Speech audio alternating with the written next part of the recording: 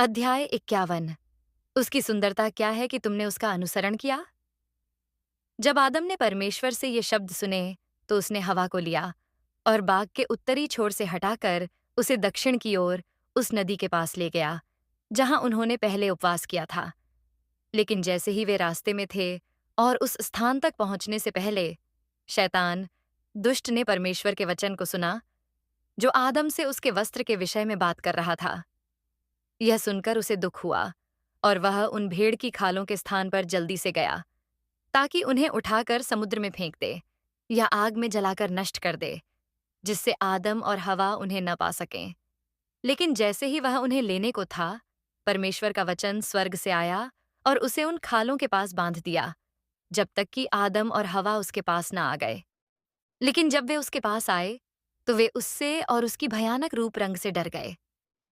फिर परमेश्वर का वचन आदम और हवा के पास आया और उनसे कहा, यह वही है जो सांप में छिपा था और जिसने तुम्हें धोखा दिया और तुम्हें उस प्रकाश और महिमा के वस्त्र से वंचित कर दिया जिसमें तुम थे। यही वह है जिसने तुम्हें महानता और ईश्वरता, दिव्यता का वादा किया था। तो अब कहाँ है उसकी वह सुंदरता? उसकी दिव्यता कहाँ है? उसका प्रकाश कहाँ है? वह महिमा कहाँ है जो उस पर थी? अब उसका रूप विकृत और घृणास्पद हो गया है। वह स्वर्गदूतों में घृणित हो गया है और अब उसे शैतान कहा जाता है। हे आदम, वह तुमसे यह पृथ्वी का भेड़ की खाल का वस्त्र छीनना चाहता था और इसे नष्ट करना चाहता था, ताकि तुम इससे ढके न रहो। तो फिर उसकी सुंदरता क्या है कि तुमने उसका अनुसरण किया? और तुमने उसे सुनकर क्या पाया? उसके बुरे कामों को देखो और फिर मेरी ओर देखो, मुझ पर, जो तुम्हारा सृजनहार हूं, और उन भले कार्यों को देखो जो मैं तुम्हारे लिए करता हूं।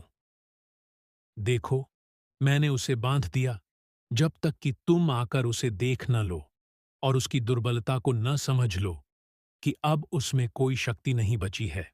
और तब परमेश्वर ने उसे उसके बंधनों से मुक्त कर दिया